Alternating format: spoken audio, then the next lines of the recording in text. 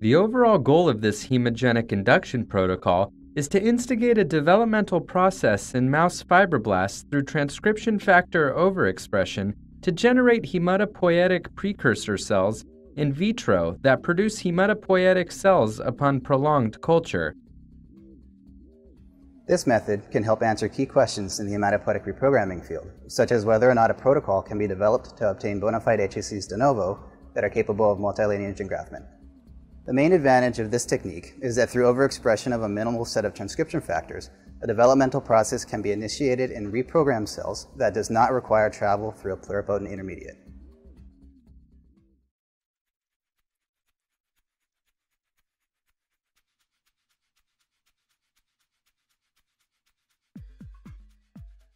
After culturing mouse embryonic fibroblasts, or MEFs, and producing virus according to the text protocol, use 0.1% gelatin in PBS to pre-coat 6 well plates, ensuring that the gelatin covers the entire area of the well.